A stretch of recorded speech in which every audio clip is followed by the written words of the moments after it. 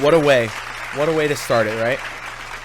I thought that was a good way to just hop into it. I don't know. I found that song today on Spotify. I thought it was pretty fun. Lick My Nuts. Who's that by? Lick My Nuts by Harper. Classic. Classic. So, let me just tell you what's about to happen. Let me lay this out. This is the first episode. This is episode number 1. This is happening live. This is what's happening live. And by we, I mean me, I am starting a podcast.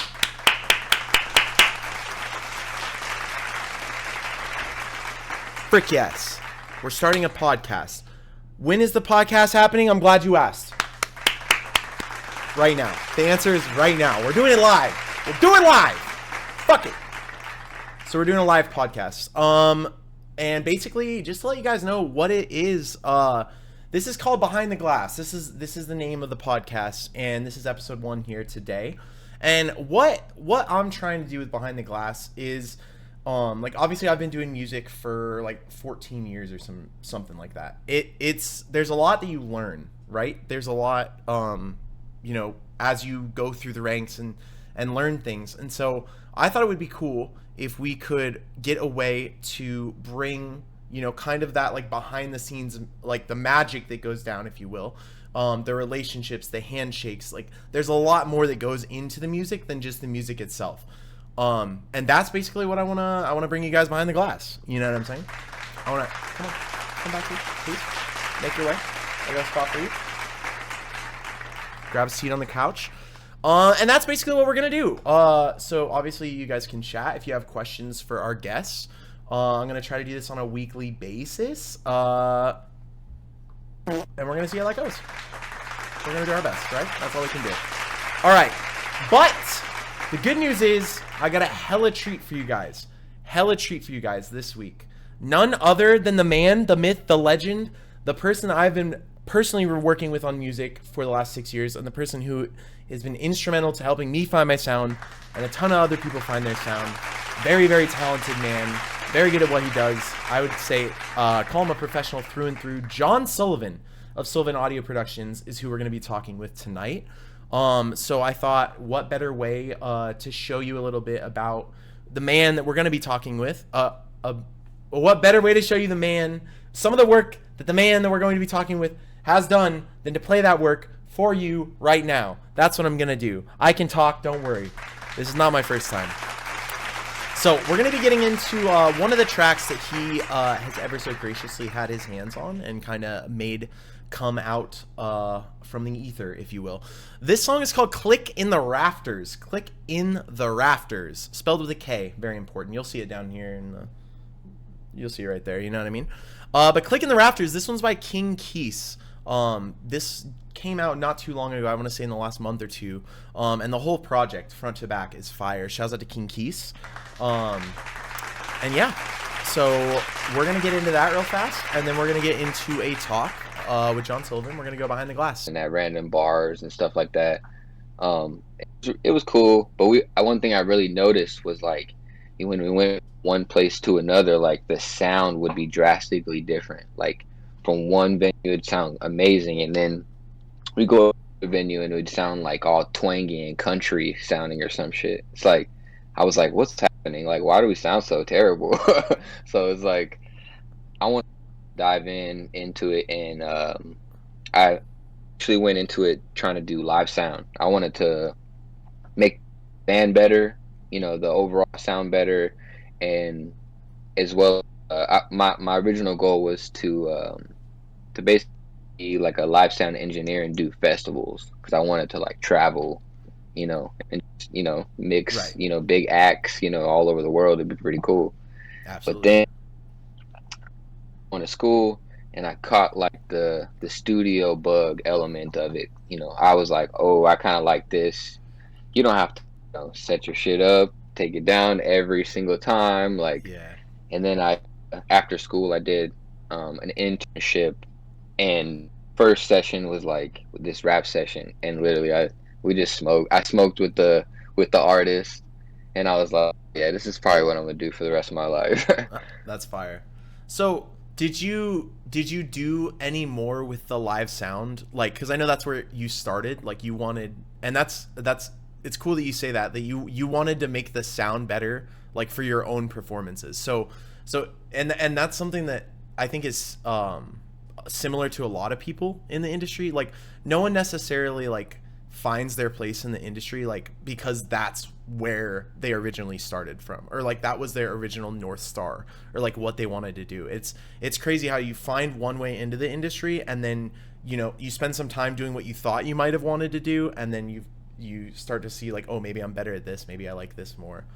um, You like come to see like what your real like lane could be, and like not everybody is the superstar. So like people fall into manager positions or talent agents or you know ours or whatever the case is. yeah. So no, that's Did you ever do any more live sound stuff, or like as soon as you went to school, was it pretty much studio focused from that point forward? after I was like, oh, I think the band kind of broke up. It was like my stepbrother, so the marriage actually between my mom and the Oh, dad yikes. ended. So moved back to Maryland, which is where they're from. So there goes the band. Yeah, And true. but once I did the internship, I was like pretty much full on studio. So I did get like an interface, a microphone, and I have a laptop. I had a laptop, and that was like everything. Had some Yeah. headphones, and from there, that was like 2012. I had a music distribution job, um, here and there through the day, and then come back and finish my work at the music distribution job if needed. Mhm. Um, but as far as the sound stuff goes, the most I've done is really the most is like more recent because I've been doing sound for King Queese. Um, he yeah, he just has me go everywhere he performs and kind of dials in his sound that he has on the records, so it can translate just as well. So when you see some bands live or a group live, you're like, "Eesh, like what was that? Yeah. Like I love this song. What did they do?" Yeah, definitely. It's there's definitely an art in reproducing what was recorded in the studio on the record on a stage, because like you mentioned, like the stages, if you're playing on a tour, like a string of shows, the stage is changing every night, the room is changing every night, the size is changing every night. So without someone that actually knows what they're doing and how to bring the best sound out of each of those records in each of those rooms, which you're not going to know beforehand, it's definitely an uphill battle for sure. I wish it was like a set it and forget it thing, but like every venue is different. It's really annoying. Like you go to, you like have a setting. We're like, oh, we practiced, we rehearsed, got it all done. You show up, you're like, like so much louder than it needs to be, or it sounds distorted, or blah blah blah. Yeah, It just it all depends on the room, the environment, the sound people we were working with for sure. So for sure. So that kind of ties into our next question, because we were kind of talking about the hardest things, for live sound, but we know that you spend most of your time in the studio now. What are like some of the hardest things about what you do, as far as like the amount of hours and the daily grind, being a studio engineer?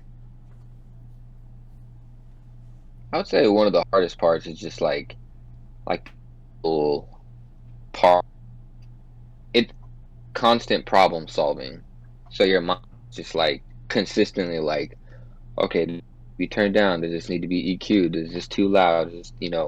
It's just like so many decisions that you're constantly thinking on that like at the end, like even like 4 hours, like I need a break. Like I'm mentally like done.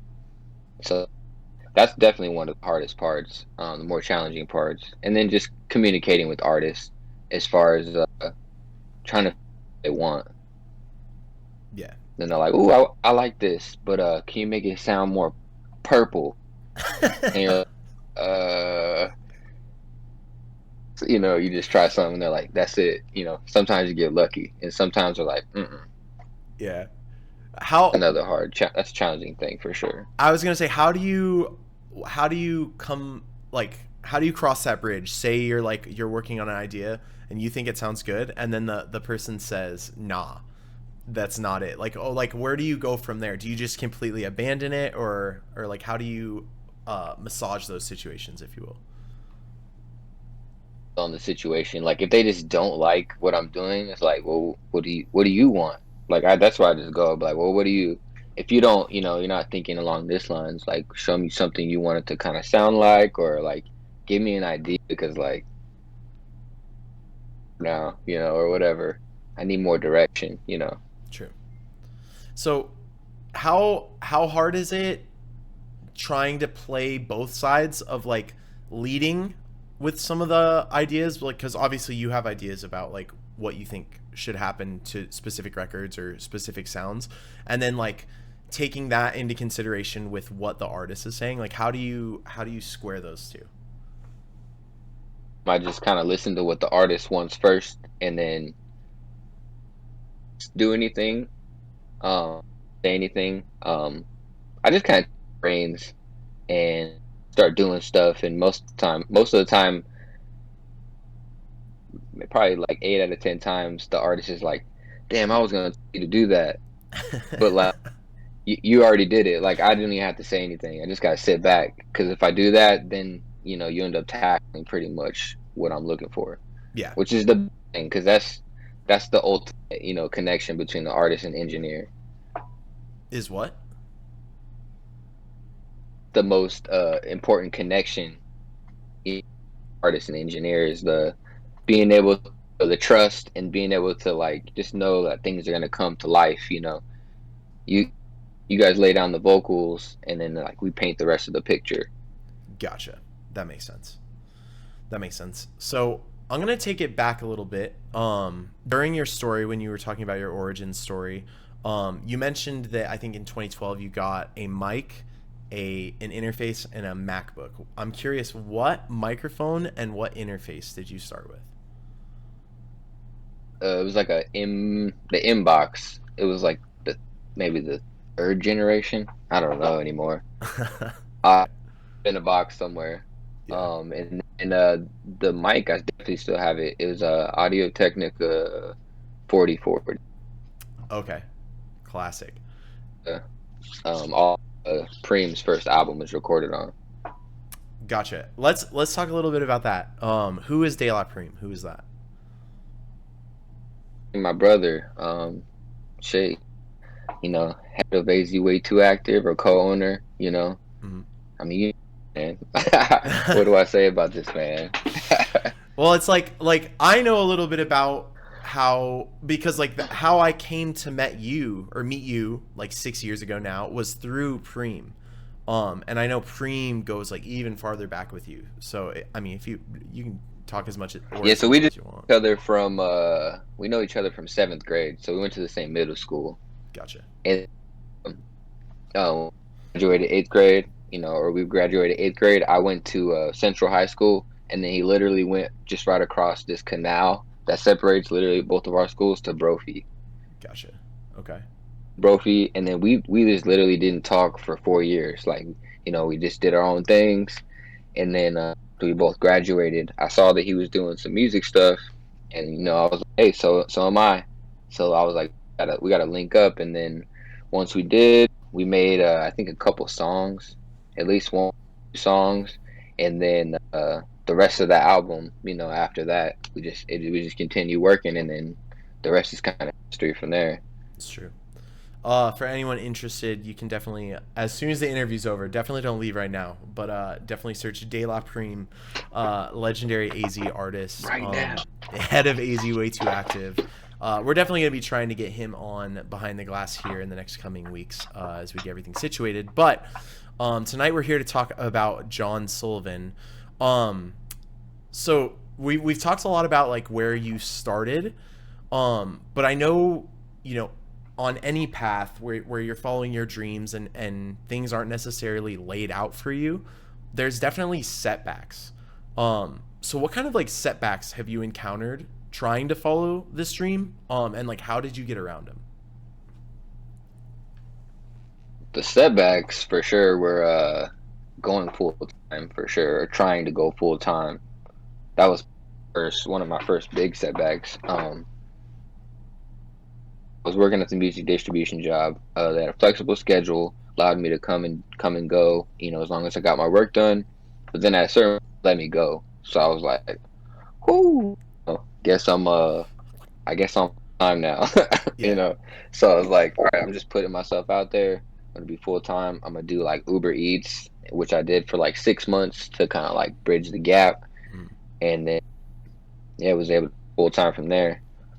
Um, but yeah, and just even business goes up and down, Mm. so like a big thing too. So like sometimes, different months will be like a lot crazier than other months. So it just depends because it's all, small business owner type stuff. So Yeah. just stay, keep ways, basically keep being creative and try yourself, which I need to do better, Mm. better on. Um, but yeah, those are like the biggest setbacks, just maintaining business and maintain uh, a a level of quality. For sure. Yeah, I think. Well, first of all, I think you definitely have achieved, that level of quality. And something I wanted to talk about that I heard from what you said, was that when you got let go from that music distribution job, you didn't know what to do. Like it wasn't just like a clear like, oh, you're gonna quit on this day, and like the next day you're gonna have a 40-hour work week, in the studio. But also, I think that that's like, again, like a similarity in this industry is it's never perfect timing, like ever, for anything. But you gotta try to be ready, I Yeah. guess. Yeah. But the point I'm trying to make is like, do you think without that happening, like if the music distribution job kept you there, like would you be where you're at today working full time since 2017 in your own studio? I'm not sure, like, yeah, because like you're saying, like you could be comfortable. Right. And so it's like when you get Do I pushed need to out, go as hard? yeah. It's like, When you have nothing left, it's like, yeah, you got to do what you got to do. right. But it's like what, at least like what I've found is like when you get challenged like that, like when you don't know what you're going to do, like by the time that you've overcome that challenge on the other side of it, you're that much stronger. And it's like through those challenges where you really don't know what's happening, what's going on, what the next day is going to look like, that like you learn the ability to adapt and to like keep your knees bent and to be able to like get through those setbacks, at least for me. Yeah, and then yeah, when you get through it, you always look back and you're like, damn, I, you know, Yeah. Yeah, for sure. Um, something like that kind of goes hand in hand with that is if you want to talk a little bit about like your client list, because like I know from the time that I met you, you were still, and I don't want to say you're not accepting new clients, but I know you were a lot more, had a lot more availability and were a lot more open to new artists, and now like where are you at? Are you still kind of operating the same way, or do you kind of have like the same people coming back regularly? a lot of regulars. But yeah, like is open to work with new people. I feel like people they did get this idea that I don't work with everybody or something, Okay. and I don't even care. Like I'm like, hey, you trying to come through, trying to make your music better? Let's go. But yeah, that's the theme I've heard. Like people are like, oh, he's so picky. I'm like, am I? I don't think you're picky, but I think that you like, because you've been doing this full time since 2017, you know very quickly what you do want to invest your time into and what you don't. And like the people that you can help and the people you can't. At least from my perspective. Sure. And then yeah, there's definitely people who hit me up, and I'm like, why do you have every Instagram photo? Like, Yeah. it's like, come on, bro. I'm probably not gonna hit you back. You got to be a little bit selective, like especially if you've been doing this so long, this is your livelihood, like you don't play, like people don't play with, with family and with food or like what feeds you. So like 100%. Okay. So we've got one more question before we get into the chat GPT ish part of this interview. And this question is, what is your favorite project that you think that you've worked on so far? What is that? Like, it's kind of like I feel like every engineer's favorite thing is like the last thing that they've done. True. You know, all the other shit, I'm way better now. You know, so Yeah, like the stuff, like literally the stuff we just did. I'm like, that sounds amazing. Like it's yeah, probably the best thing we've ever done. for sure. So it's really hard to choose, honestly. Um, my my favorite, probably just because of like the nostalgia and like how it really got me started, was probably De La Prime's the first album, which was, I'm all trying to think now. I'm like, damn, fucking this up. It's all good. Rise of the Black Lion. Rise My of the Black mind's Lion. blank as hell right now. Yeah, Gotcha. the Rise of the Black Lion. That was like released on like Dat Piff when Dat Piff was going crazy, Hmm. and we got on the front page of Dat Piff, which was a Damn. big deal at the time. Like it was pretty cool. That was so like just like for one of my like first real projects. That was my favorites. Okay, gotcha. What if you had to pick one song stand out from the Rise of the Black Lion? Because I want to give the people a little bit of a taste. What do you think if you had to pull you referenced it? It's a Oh, classic. It's legendary. But like, what do you think? I mean, I like DM Teenager. Personally, I'm impartial to that. Um, great. That's a great one. what do you think? Play that one. Play that one? Bet. All right, we're gonna get into this one. This is DM Teenager by De La Prime. This is off Rise of the Black Lion. It's available on Spotify. It's available on all music platforms. We're gonna get into it, and we'll be back for a little bit more Behind the Glass with Jon Sullivan. And there we go. That was DM Teenager off of De La Prime's Rise of the Black Lion. You had to make sure to get that last second. I'd sure bang that in the trap house. If you don't play that, then what's the point, John? You know what I mean? It's the little cherry on top. That's right. Um, so one thing, oh, that's what was happening. Spotify playback paused while transmitting audio. So if you guys heard it kept pausing, that's why. Shouts out to Spotify, or I'm sorry, shout out to Discord for that. No one asked for that feature at all, but appreciate you. Um, anyway, one thing that people might not know about Jon Sullivan, I ask John questions all the time when we're working on music or just about my music in general. And sometimes the answer that John gives me is, why don't you put that into Chat GPT and see what the answer is? So I did that with these questions. You got to utilize it. That's right.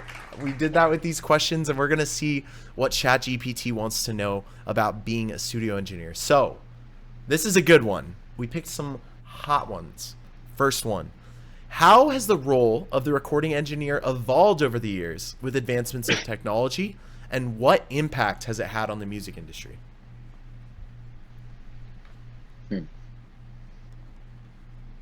Can you repeat it?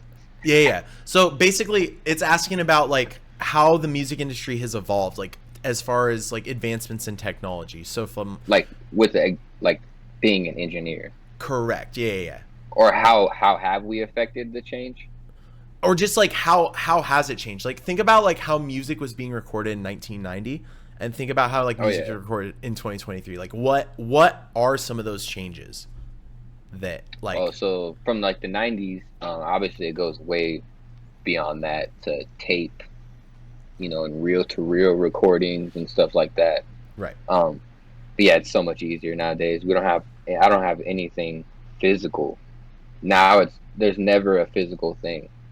So like it used to, you know, you record something to like in the '90s, let's go back to that. So you record something on like a VHS looking tape called an ADAT tape. And then you'd take that, and that's how you like played your records, you know, at different studios and stuff like that. Um, the way it's evolved is literally now it's just everything's done in the computers. So you really there's never anything physical. So it's kind of like it's kind of crazy. People just like they say words, and then there's like a, you know, it's there's never a physical product. Even at the end point, you know, for the listener, they're not putting listening to CDs anymore. It's just literally it's all just air. You know, it's in the air. That's true. It's all It's invisible. I think what we're getting at here is the big, and this is a huge debate in music, is analog versus digital. So in the 90s, before all this tech, it was analog, like actual sound waves. And now it is like ones and zeros. What do you Yeah, it's like it was like actual circuitry, affecting the affecting, the sound, and now it's just digital ones and zeros, like you said. Right. What do you think about that? Where do you it's again a giant debate in the industry. What do you think about the analog versus digital debate? I mean, I'm all digital, so that's pretty. I mean, the only analog thing I do have is the preamp, Sure. the Neve preamp. Gotcha. So there, I mean, there's something to it. I can't be like, you know, I just yeah, that's just how I work. But I know people. I mean, I would say I know of people who work with the hybrid situations too. So they incorporate, both of them. Hmm. They incorporate the digital and the analog, and then sum it together. Gotcha. So I'm more digital guy, obviously, because I don't have all the gear yet. If I I was could gonna afford, say, why would some of it, someone I probably be would. why would someone be digital over analog? Like is one better than the For other? sure the ease of it. But now basically they're just emulating everything analog in the digital realm. Hmm. So, you know, really everybody's looking for the analog sound, Right. but they're looking for to achieve it in the easiest way, I would say. True. Yeah, and we can talk about that really quickly. Is the emulated plugins and that emulated gear that's now become software? How close is that to the original circuitry, like the original actual out pieces of outboard gear or like effects, if you will? Yeah, from a lot of people who like have been, with in the industry for like 70 years, they've been using the Neve preamps and stuff. They can't tell the difference between the UAD Neve preamp, the 1073 versus the real one. Right. So, I mean, there's something to say there because like if they're, that's like their hand, they would notice something different. So it's like, yeah, it's pretty much identical nowadays, and it also depends on who does it because there's different companies who have better emulation processes. So people, there's different just levels to it, and they have their proprietary ways of doing it. Right. Yeah, I think that's the biggest thing that I learned is like when you have the professionals who've been doing this for, like you said, like 70 years, and they can't tell.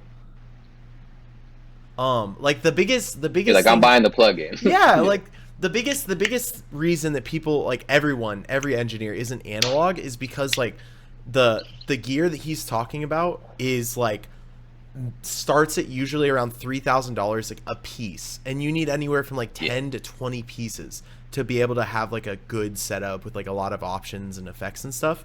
And so you're talking like maybe like close to $100,000 just to get up and running, versus like when you talk about like companies like UAD and their emulation, you're paying fractions of that for each of those pieces. And again, for software that can now create basically a replica, like a one-to-one replacement for what people used to spend thousands of dollars on. So yeah. Literally, for the Neve, it's about 3 grand, 3,600 or something, and mhm.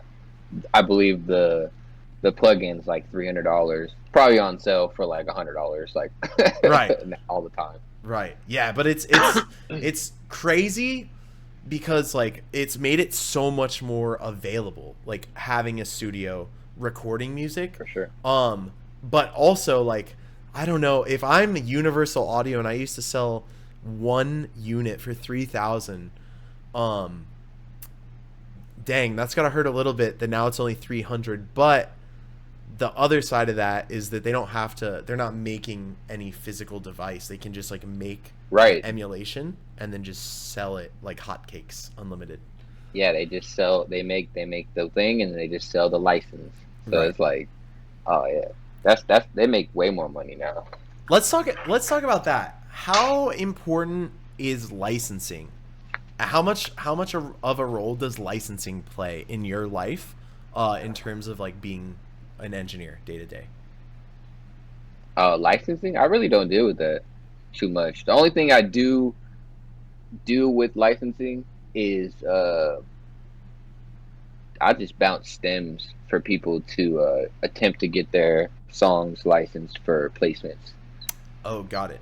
But Okay. yeah, personally, I don't really deal with licensing because that's more on the I meant artist side. I feel like. yeah, yeah. I meant specifically like okay, so like are there pieces of your workflow that you have to pay monthly for? Like cuz Oh, like subscription. you're right, because like I'm thinking it's almost like the same things happening in the music industry that happened with TV shows and movies. Like with first it was on Netflix, and now you've got 7 or 8 different providers all charging the same as Netflix, and you have to have all 8 of them if you want what you used to have 10 years ago. Like, does any of Right. that happen in the industry? Yeah, I mean, yeah, definitely. Yeah, I'm paying for like 4 or 5 subscriptions right now, at least. Right, I'm and it's definitely like paying for, yeah. Go ahead. it's like, and it's not, they don't, there's no option. Like, there isn't a service that exists that would offer all of those 5 things or the reasons that you have those 5 services in one platform. Like, there's just so many things. Like, Right. what are some of the things that you have subscriptions for? Like, what does it give you the benefit or tool to do? So it's like a bunch of different tools, really. One of them is the isotope bundle, which is literally a bunch of EQs, compressors, different modules with all those inside of them. Um, I do the Slate Digital stuff because I like a couple of their things, and it's like cheaper than buying their plugins. I'd rather just have all like, you know, eight, 80 or 130 or whatever you get for the 14.99 a month True. or whatever that is. Yeah. But yeah, it does all add up though. It's essentially like you're like paying for cable. You know, Yeah. the subscription model is what everybody's doing. The basic benefit of that is anytime that they release any new updates, you get the update automatically. You don't have to, pay a $50 upgrade fee. But you can, for a lot of these companies, just buy them outright. But they're like, come check out our subscription model and get these other 300. Yeah. Yeah. I think it, So like, specifically with Isotope, like, that used to be like when they released the new version of Isotope, you could pay a couple $100 and have the whole suite. This was 10 years ago. yeah, And now you that doesn't I don't think exists. And slowly but surely, like, less and less it exists or is possible to do it like that, because like the same yeah. I think things. they're phasing it out. Yeah. Yeah. It's tough. It makes it tough for sure. Did you hear what happened with Waves? No, I didn't. So essentially, Waves was like, hey guys, we're done with the perpetual licenses. you know, you're gonna have to switch to this subscription model, and people freaked out. They're The taking it next day, away? no, so listen, the next day they literally had sent out another email going like, "Hey guys, so due to everybody basically having a problem with this, we're gonna keep the perpetual licenses and then offer the subscription as well." So like they basically had to like take a back step because like they were like everybody was pretty mad. Like there was just like discussions and forums and everybody going crazy. So How would they they even made do they made that? enough noise, huh? How would they even do like Well, they just said like once you're if you bought the perpetual license, that's uh cool, but like we won't be offering that anymore. Oh, okay, okay. So it was 'Cause like people were just like, "What the fuck?" Like yeah, it yeah, just yeah. everybody was in an uproar. So I I was went and thinking when I saw the email the next day, I was laughing so hard, like, "Oh my god, the power of the people for real." that's awesome though. That's awesome that they were able to like force them to at least revert for a little bit, because we know, everyone knows it's coming, obviously. Like this is their Hey, they can intention, try. but that's One thing that has crazy. been happening is like I don't know if you heard, but it's Isotope, um, Plugin Alliance, and I believe it's like Native Instruments are all being one thing. They're gonna join under one umbrella. Yeah, That sounds a little bit like a monopoly to me, but hey, I'm not a regulator, so I mean they're trying to compete with Waves. I feel like that's crazy. How wait, say those companies again. So it's Isotope, uh, Native Isotope, Instruments. yeah, and then Plugin Alliance. Oh They're my all like god. maintaining their own individual things, but I think they're slowly like interconnecting everything. Wow. That's So crazy. yeah. That's Should crazy. be interesting. I'm sure there's gonna be some cool deals coming out because I have Yeah. all of those. It's like that's like Hyundai and I'm probably gonna butcher this, but it's like a bunch of like car companies getting together to fight Ford. Is like what it feels like. That's Yeah, crazy. Wow. fight the big man. That's Yeah, right. it's interesting for sure. Damn. Yeah. I feel like not just in the music industry, but just in business in general. Like there's a lot of what would you call it? Like the big companies are eating up the small companies, but like at like an alarming rate. Like everything's being consolidated right now. Like if you're like a Yeah, small business, people are kind of struggling. yeah, I feel like 100%. inflation is definitely messing people up too. For sure. Absolutely. Everyone is feeling that, I think. Um so okay, let's get back into one of Chat GPT's questions. So this one is about like the skills that it takes to be an engineer. Like what specific qualities or like skill set do you think is like necessary bottom line if you're going to want to pursue like being a studio engineer? Oh, like you gotta love this. You gotta love it like no other. Like, because there's gonna be times you want to beat your head into the wall. Where you're Mhm. like, why can't I figure this out? Or like, why doesn't it sound as good as your favorite artist? Whatever. It's like it's a frustrating thing, but that's part of it. You gotta really want it and want to learn and you know basically just know you're gonna be doing you're gonna be learning and getting better forever. So like it's a forever learning process. Like don't ever think you're just gonna be great. You don't ever think you're gonna be great and then just never stop. Never like stop learning. You're always gonna have to keep up with the times. You're always gonna have to learn new techniques, work with new artists who want different types of sounds. So yeah, you just got to be open to things too. So Open to things, you got to love it and you got to be ready for change because I feel like specifically this for industry does sure. not stand still. Um what are what are some things that changed about your process or how you do business like with the pandemic? Because like when we're talking about, adapting to change, I'm sure that was a huge thing for everyone, but like Yeah. specifically for you, like what was one of the ways you changed for that? So the main thing I did was I just limited the amount of people who could come through at one time, and then basically just had everybody wash up real well before they like really came in. But like I don't know, I wasn't really wearing masks every day. Sometimes I had the artists wear masks if they were comfortable. If Mhm. they are uncomfortable without a mask, like I would wear a mask, but it just kind of depend on the person. Yeah. But yeah, I didn't do too much, and I was pretty lucky to like stay really busy during the pandemic. Mhm. We were pretty scared for sure. Yeah, yeah, for sure. Well, And that's then we tight. went like we went like a year and a half. We went a year and a half without getting it, and then we got it. But it wasn't from the studio though. It was from Jameson. Who is Jameson?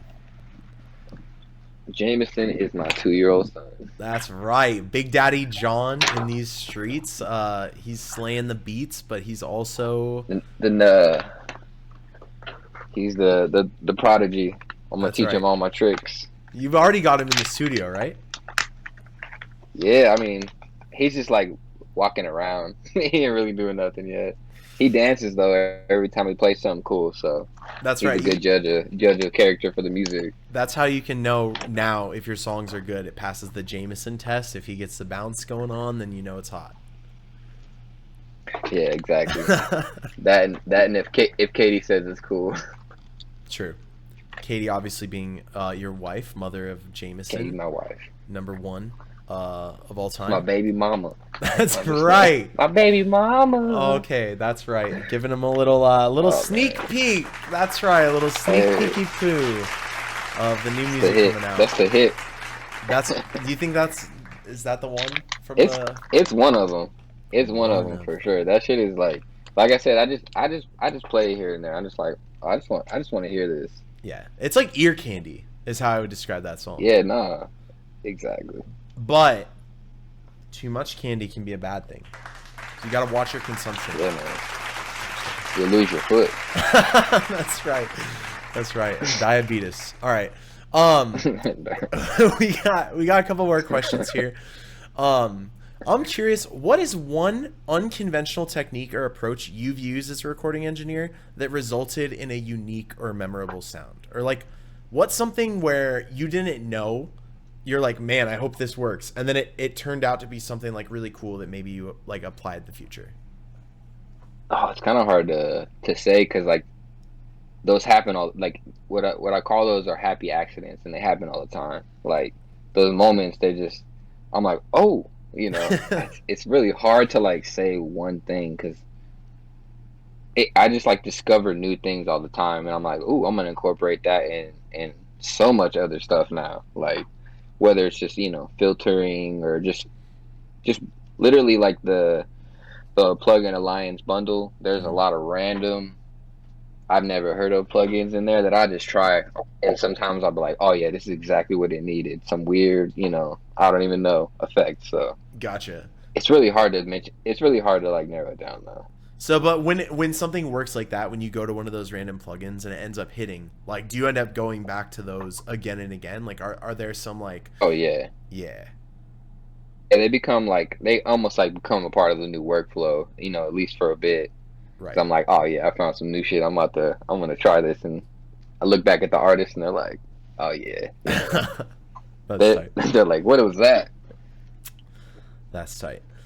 Um, Taking you on a journey. let's go. I'm ready for it. While we're on the journey, I got a You gonna question. get dizzy. Oof, I'm not. I mean, I'm straight. Hopefully People everyone just start else. throwing up on the line. I just have a couple more questions for you.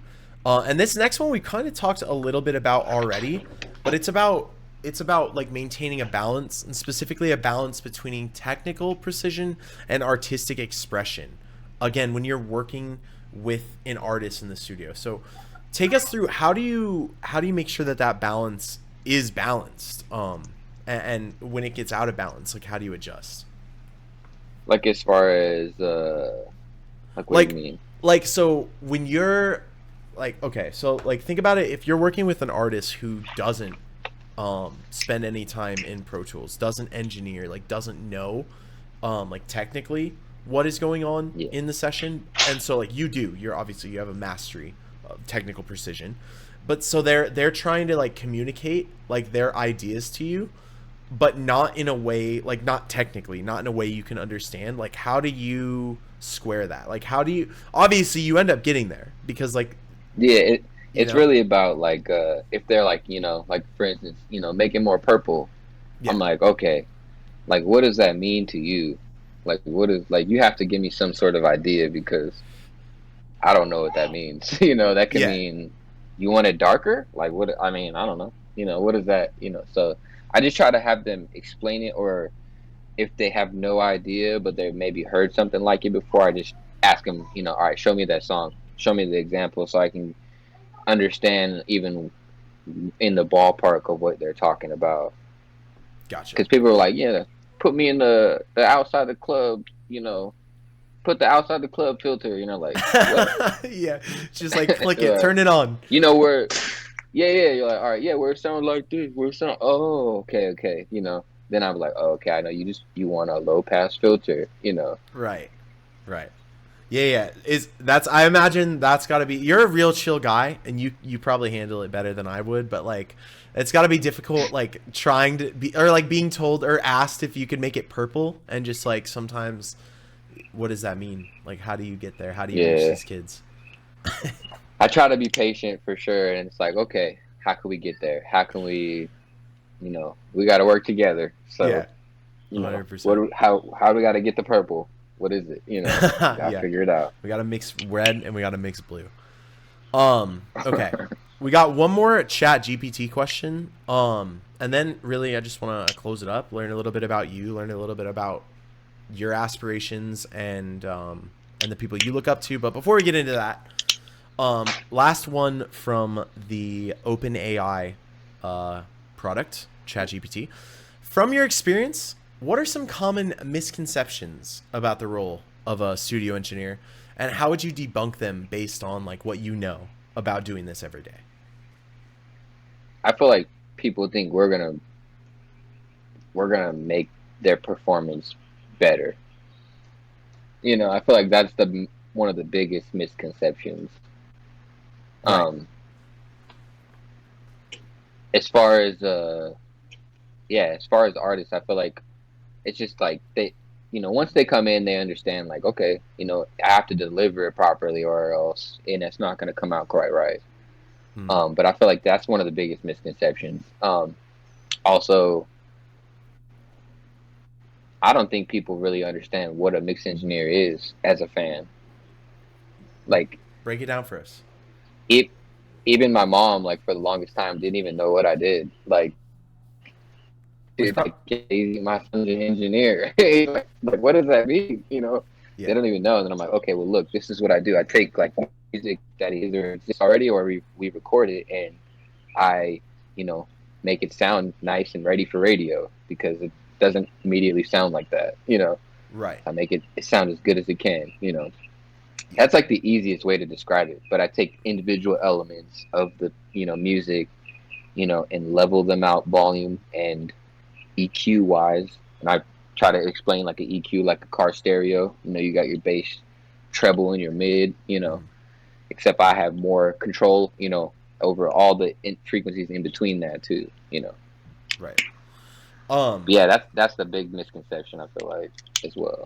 I was gonna say, like, just to kind of paint that picture. So you're mixing so many different elements, and it really changes like song to song. But like, take us take us through some of like your more meaty, if you will, sessions. Like, how many different sounds, how many different tracks are you like trying to mix and balance together in certain songs? It really just depends, like you said, song to song. But one time I remember, I mean, this isn't even that crazy, but like, someone had like 27 vocal layers. I mean, it's a lot, but it's not. I mean, I know I've seen sessions that are like insane. Like, I'm like, I don't even want to touch that. But Yeah. like, they had like 27 vocal layers, and then it's like that in addition to the beat. So it's like the beat could be, another 27 items. So it's just finding, the essential pieces, the leading pieces, and obviously you want the vocals, pretty centered, but like you just, try to shape, paint the picture around it, Mhm. with the individual elements, and the takes a while to like get it, to understand how to, do certain techniques to, what's typically done. And then you could also like, there's also no rules. So which throws another wrench into it. So, you can be as creative as you want. True. True. Um, I was gonna say like, and this is probably dumbing it down like to the lowest level, but it's almost like think of the song as like a big pot, and each track or sound or instrument is like an ingredient, and like John's job is to like make a dish out of like all of these different ingredients, because if you just like throw a bunch of onions in a pot and nothing else, it's not even a dish, it's just onions, you know what I mean? Like, so it's like not having too much of certain ingredients or too little of others, like making sure they're all spread, it's like even, so much that goes into it, for sure. Yeah. I always equate it to like pottery, where, you start off with a blob, you start off with an idea Mm. and a blob, and then you start forming it, and you're like, oh, okay, we might have a song coming, and then you get, you start to put, you're like, okay, we really got a song going. And then then after you got the rough idea, then you go in and put the details in there, Mm. make, so I feel like that's what it is too. It's just like, it's definitely a process, it doesn't happen immediately. For sure. Yeah, you don't start like with the like very very fine polishing brush when it's still like a blob. Like there's like a certain Right. like a procedure or like process you have to go to, or because like you could like, no one's stopping John from like going in with the super fine details at the beginning of a song, except it's gonna take him 10 years, no exaggeration, to if he wanted to do it that way with the blob and the super super super fine brush. So yeah, there's definitely like a process that you go through. Yeah, that'd be a lot. That'd be a lot more foreman for sure. Yeah. I'm just like picturing it, like, oh damn. Yeah, that would take forever. Okay. So, real quick, just wanted to say thank you for your time and for coming on. Um, Appreciate you. yeah, no, absolutely. Tell us some of the people that like you look up to. Like who are the engineers that you are listening to and trying to get your mixes to sound like? So I would say one of the my biggest like people I'm like influenced by is Young Thug's engineer. Young Thug's engineer. His name's Baines, Hmm. and he yeah, I just kind of like I love the way it sounds. Like obviously Thug's music's great, but the way it sounds, it always sounds amazing. So I always like. I even told I like messaged him and I was like I'm kind of scared to listen to too much other stuff because like it's like eating a bad diet. You know, if you listen to music that's not like I don't know if I'm not aspiring for my sound to be sort of like I feel like it's not good for me. Yeah. I would say him, and then another one is Chris Brown and Chris Brown's engineer. His name's Tizio. He's not just Chris Brown's engineer, but that's like he's just really you know one of his notary things. Gotcha. Um, he did like the Kid Leroy album. He did um, what's the Old Town Road. He did Uh, his newest album. Lil Nas X. Yeah, which is incredible. Yeah. He did Coil Ray's new album. He's out he's up there for sure. So Yeah. I look up to him for sure and see. I just always like see what they're using, see how I can incorporate that into my workflow. Because like it ain't gonna sound exactly like theirs, but I don't want it to either. True. You gotta try to bring what you like from them, but also give it your own like flavor, your own sound, because you don't want to just be them. Yeah, Yeah, yeah, for sure. exactly. They already exist. Like people are like, oh, I'm trying to sound like so and so, and it's like, well, they already exist. So like, what's your end? Like, how are you different? What makes you stand out? Right. 100%. So, real quick before we go, is there anything that you're working on? Anything you're building towards? Any projects you're a part of right now that you're excited about? Um, yeah, I mean, obviously we got your project coming sometime. Maybe. I mean, it's in the works at least. Let's say No, that. it's coming. It's We'll say coming. we'll say that. It's We coming don't know soon. about deadlines. It's coming soon. And then um, Black Cat Bill Hmm. from the Dropout Kings dropping solo album sometime I believe in August. Tight. Listening party on the 28th. You pop out. At your house? No, it's at I know Evie. yeah Okay. the Endless Vault Studio Yeah, yeah, spot. yeah. Yeah, Okay, cool, yeah. cool, cool, cool, Um, cool. Bet. No, yeah, let's that's see. Yeah, that's gonna be a big one. We've been working on that for like 4 or 5 years. I feel like now. damn. Because I saw his post the other day, but he's never, or not never, but it's been like since SoundCloud, since he's dropped any like solo shit, right? Yeah, the last problem or the last project he dropped was it was a problem, but he yeah it was like 2015 I think That's something wild. like that. It was a long time ago. And for those of you that don't know, Dropout Kings is currently taking over the world. They're like everywhere. They're in a different country every month. It seems like doing festivals, shows, and so yeah. So he's not Adam, the lead singer, but he's like I don't want to call him the rapper of the group, but He's Black the Cat Bill. rapper. He's the He's rapper. the rapper. Yeah, he's the rapper songwriter. Yeah. Yeah. But he's super tight. He's super tight at what he does. One of the best in Arizona for sure. So be on the lookout for that. Oh yeah. We'll bet. Oh yeah. Let's see. I think yeah. Those. Yeah. Keep an eye out. Yeah. There's more stuff coming for sure. Well, I was gonna say, do you have any more? I mean, I know something specifically that you're working on like today that you're currently right in the midst of. I don't know if you want to spill the beans on that or keep it a secret, but that's a big development. Wait, what part are you talking about? The Dolby stuff? Yeah, for sure. Oh that's the main focus right now. Is I'm getting my I'm like in school I guess for my to get my Dolby Atmos mixing certificate so I can be on the engineers platform listed with that and then just offer my services because you know that day is coming where Yeah. everybody's gonna have to have an Atmos mix Oh, I in knew he 12 was. Yeah, I knew he was gonna bring it in up, 12 dude. years. In No, 12 years.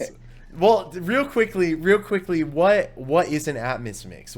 How is that different? Like, why are you going back So to the school, John? You already have a job. so the easiest way to describe it is like if you go to a movie theater, since like I believe it was like 2012 or something, they started doing surround sound panning and mixing the sounds. And so what I'll be doing is doing that, but with music. So I'll be able to pan stuff around around your head if you have spatial audio through Apple Music or Spotify. Or, I'm not even sure what it's called there. If it's the same thing. Well, I know spatial. But like, Yeah, probably spatial audio, but okay, but yeah, basically you can pan elements in a 360-degree sound field. So right now with a stereo field, you have a left and a right speaker. With Dolby, you have a center, left, left side, right side, a back speaker, back right, back left, and then you have either two overheads or four overheads, depending on the setup. So gotcha. you literally are surrounded by speakers, and most people aren't going to be able to experience that full experience with the full system. But people are incorporating that, or companies are incorporating that. They have them in sound bars, your iPhones, your now the Teslas have them. The Teslas have them in it. Yeah, for Jamie's sure. right here. No, it's all cool. It's all good. But yeah, it's it's a new technology. It's a new frontier for audio. So I just feel like I feel like I'm already behind the curve. So I feel like I gotta catch up. Nah, I've been seeing a lot of like I know the guy who does like really big like metal records and stuff like the Word Alive and stuff like that. And I saw just a month ago did his first Atmos mix. So and then Yeah. like people from my teachers from my school are just setting up their Atmos setups. Like you are definitely not behind the I curve. saw that Crash was starting. They're gonna be offering like certifications too. Really, I didn't see that. Yeah, I was googling something and I was like, oh shit, okay, Crash, cool. Hmm. And I think it said they were setting up or something. They're gearing up for their Dolby Atmos program. Gotcha. Okay. Well, that'll Yeah, be tight. it's cool though. So it's definitely coming. I'm trying to be. I think I might be if I graduate. With it in this time or whatever. It should be like a month. But I I think I might be like one of the first in Phoenix to have the certification. There's one dude in Tucson. Damn. Yeah, there's one dude in Tucson who has it through engineers, but nobody in Phoenix yet. So I'm trying to be that guy. That's super tight. Hell yeah. Well, bet. Well, dude. Well, fucking sounds like good things are coming to Sullivan Audio. Real quick before we go, let people know where they can find you. Tap in if they want to learn more, if they want to reach out, if they want to work. Yeah, you can find me on Instagram at Jon Sullivan, JON SULLIVAN _ on I believe I'm on Discord at that as well. What else? Let's see. Yeah, sullivanaudio.net is my website. Go check it out. You can view some more music that I've done on there and learn a little bit more about me. Yeah, book a session. Let's work. Absolutely. Actually, hold on. I fucked up because John texted me a playlist of his music and I did not have that ready. But what I'm going to do is I'm going to copy that and I'm going to post it in the chat here. So, and I'm also going to post his website, sullivanaudio.net. If you want to get in contact with him. John is, I'm just going to say, he's a fucking legend. He's the only person that I've trusted with my own music for the last like 6 years. And he's a real chill dude. So yeah, I super appreciate you making yourself available for this, coming out, especially on short notice. I just want to make it clear that I reached out yesterday, like 26 hours ago, and I was like, do you want to do this? And he was down. So that is super tight. For Yeah, sure. thank you for having me, man. Appreciate you having me for the first one. Absolutely. Yeah. And we're gonna get this cut up and put on YouTube as soon as I figure out how to cut up things and put them on YouTube. I'm just kidding. But that'll be out soon. And then I don't know who we're gonna have next week, but yeah, I think this is tight. I think Behind the Glass is here to stay. And yeah, I posted your playlist, your Spotify playlist down there, all the work you've done, in the chat. I think that's like literally all of them, which is kind of insane. I'm gonna keep it real fast. Have fun. How many songs is that? Because it's got to be Ooh, it's like Bruh, 700 or something. 699 songs over 24 Yeah, it's hours. excessive. It's a lot of music. So, yeah, definitely check out that link if you want to hear some more work from Jon. And yeah, we'll definitely be back in the coming weeks. Thank you, Jon, for coming out. Do you have any recommendations of people that you want to see on Behind the Glass, Jon? Ooh, definitely praying. Yeah, Um, King Queez for King sure. Queez. That. Um, hey man, there's a lot of people. I don't know. There's tons out here. It's hard. Yeah, we're gonna get it moving. One a week. That's 52 a year. I can talk to a lot of people in a year. So Yeah, you can make it happen. we're gonna make it happen. But I think that's it for tonight. I'm gonna get into Quicksand by is it Sahil? Sawhill. Sahil. Okay. So we're gonna get into Quicksand by Sahil, another one of Jon's songs, and then we're gonna be back next week, same time, same place, for Behind the Glass episode 2. Jon, thank you so much for stopping by this week. Hey, appreciate you. Yes, sir. And we will see you guys next time.